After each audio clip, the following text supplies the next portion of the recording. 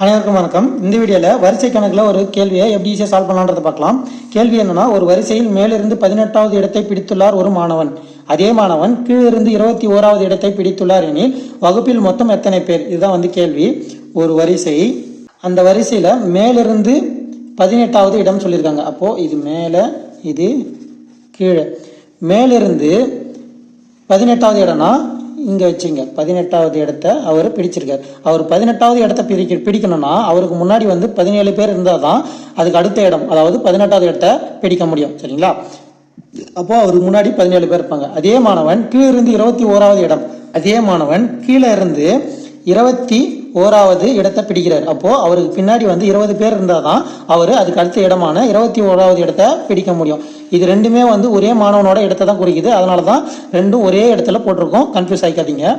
இப்போ வகுப்புல மொத்தம் எத்தனை பேர்னு கேட்குறாங்க. சரிங்களா?